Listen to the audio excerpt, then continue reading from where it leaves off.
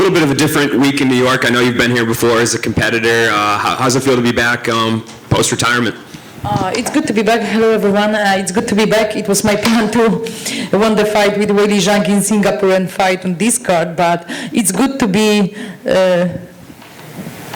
just a guest, the guest, and do whatever I want to do, and enjoy the city and the fight week, from the different perspective. Is it a little less stressful, I'm assuming, or is it like, I kind of wish that I was in there this weekend? Yeah, it's difficult, man. It's difficult.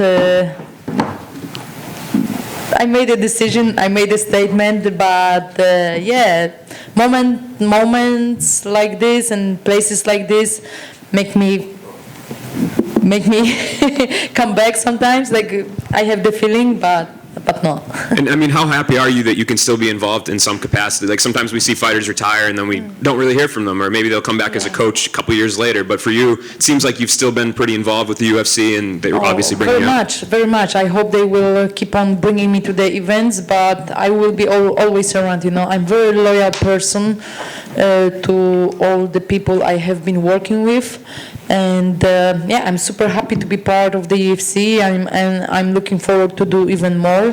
But I feel like I need to find what I would love to do with the UFC and where they see me placing.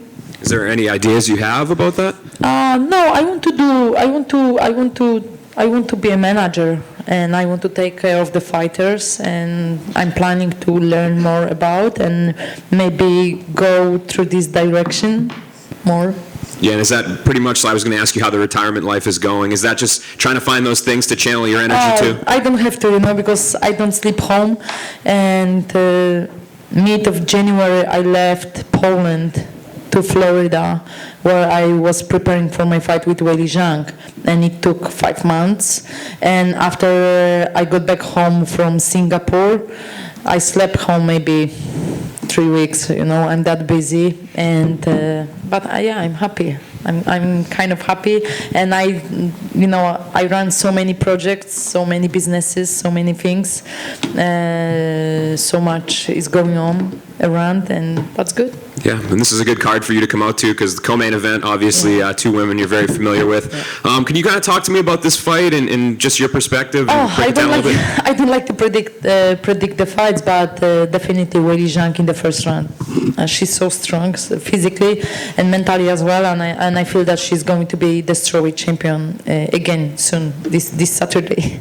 And last one from me, I don't know if you saw the press conference yesterday. Carla Esparza was booed pretty heavily by the fans. Really? Just kind of, what are your do you think that maybe that people are being a little bit too hard on her about how that last fight went? Yeah, she's the champ, and she deserves the respect, and all the attention. But it's not only about being the best athlete. It's also about your character, if people see charisma in you or not, If I was becoming the strawweight champion for the second time, I would get bigger, I would double the amount of my followers, money, contracts, and everything, And it looks like for Carla Esparza is enough, and it's okay. We have to respect that, but she's the champ, so she deserves all the respect right now, Joanna, over here. I spoke with Jan Blachowicz a couple months ago, and he said he's 100% certain that if the UFC went back to Poland for a stadium show, that you would come out of retirement. I'm not sure. I'm not sure. And sometimes I feel that I should give one more fight. I should do the last dance for fans, because we had no time. I was not prepared, and they were not prepared to say goodbye. So, and like I said, it was the best camp in my fighting career. The last camp was the best camp, and I was in such a good shape.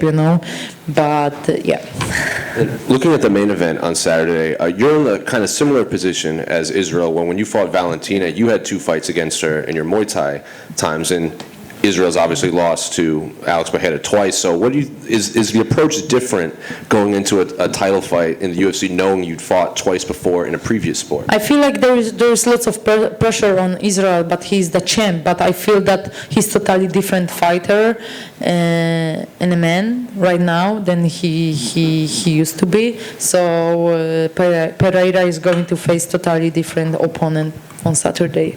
I'm not worrying about. And then finally, Saturday's also going to be Frankie Edgar's last fight. Do you have any memories of Frankie? Were you a fan of his coming up, both in and out of the octagon? Yeah, always super happy, super powerful and charismatic, but super calm and nice guy. So I'm happy for him, you know. I'm happy for him that he's going to do the last dance in his hood somehow, you know. He's from New Jersey, yeah? Yeah, so, yeah. Joanna. Close by, thanks. Oh, sorry to interrupt you. Joanna, so if you won your last fight, I would be fighting on this card. was it just going to be like just keep rolling dice until you finally lose, and then you would have retired, or were you just? No, probably not. Probably not. You know, I'm not scared of losing. I'm scared of losing by knockout. You know, I want to stay healthy. I want to stay healthy, and there's a thin line. You know, I didn't want to cross. I don't wanna. Yeah. I asked this to Frankie yesterday, talking about his retirement. I want to ask the same to you. When I talk to my children and my grandchildren 20, 30 years now, and they ask me about you, what do you want me to say about you?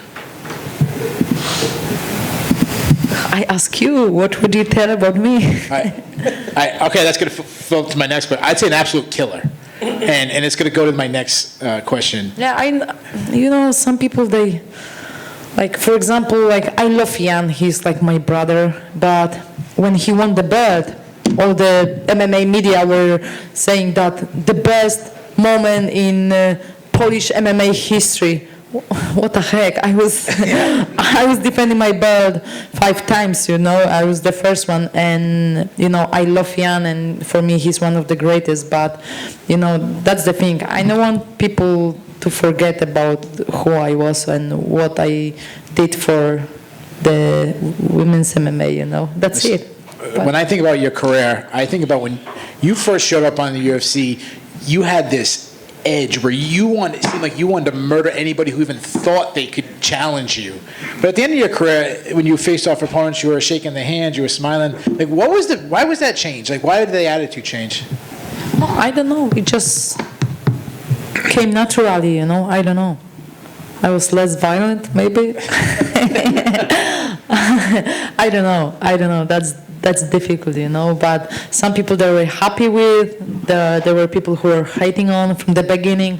But I was always myself, you know. I was always doing my things. So that's it, you know. Thank you. Thanks. Joanna, over here. Oh, she was first. So sorry. Thank you. She was before. So sorry, guys. That's okay. Carolina spoke a while ago about her move to ATT and that you helped her with that move over. Can you talk a little bit about your help with Carolina? And it seemed like it meant a lot to her to have you, you know, helping her along. Yeah, I'm happy to support fighters in general, but female fighters, especially from Poland. And I wanted her to move to ATT before her fight with Juliana Pena. What's her name? Pena. She lost too. So I wanted her to move to ATT, but she needed more time. But very happy that she found her place at American Top Team, and I knew that it was going to be her second home.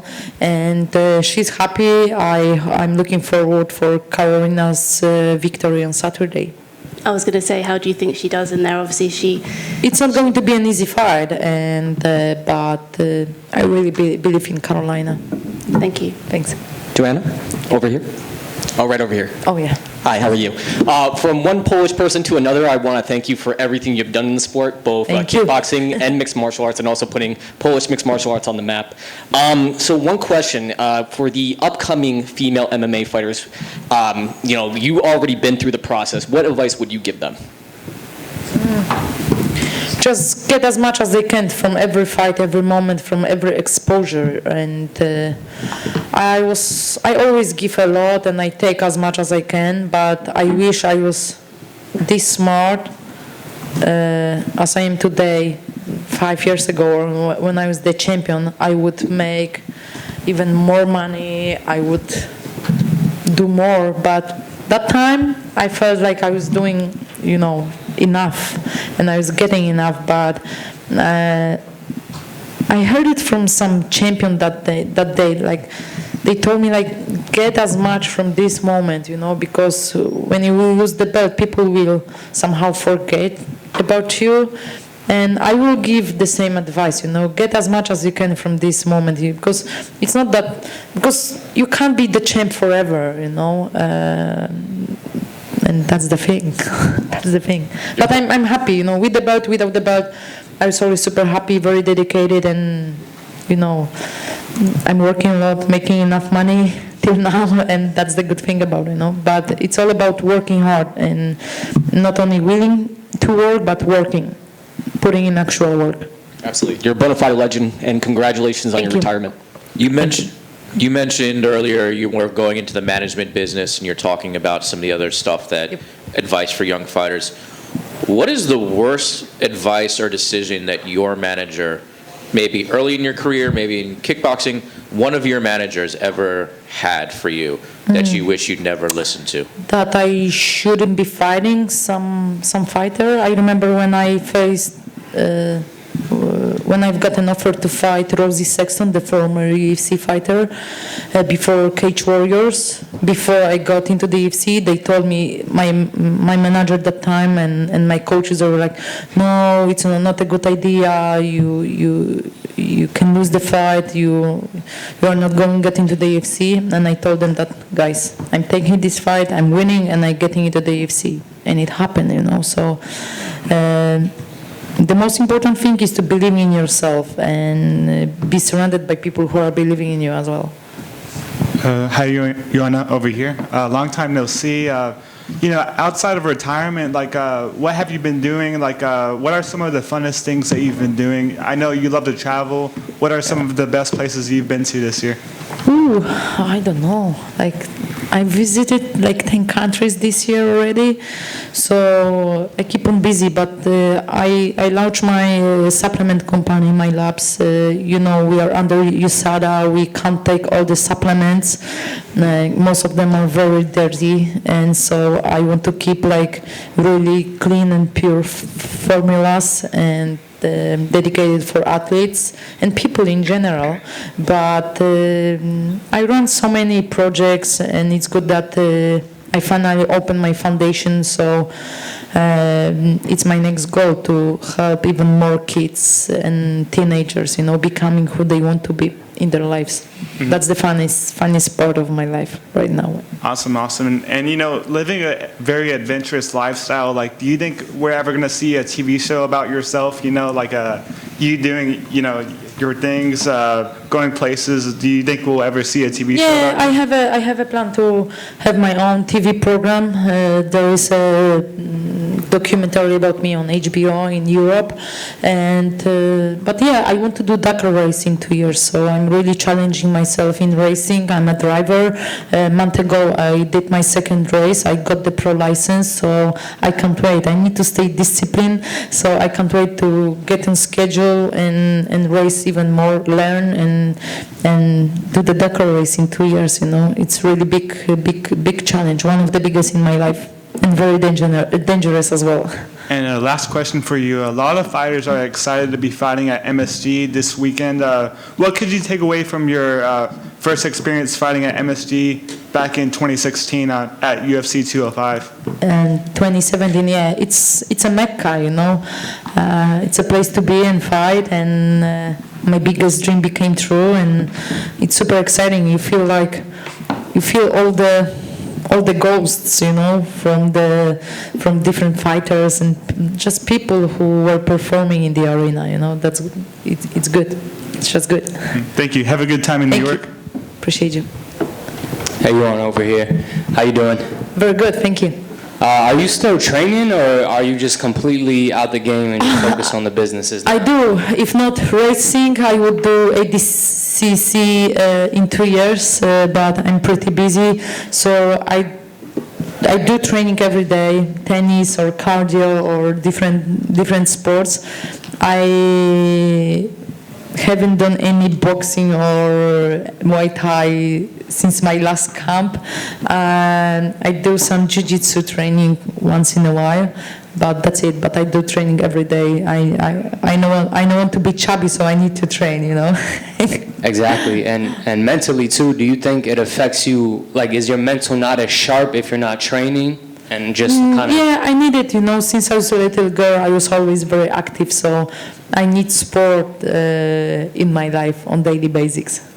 Good to see you out here. Thank you. Appreciate you guys. Thank you.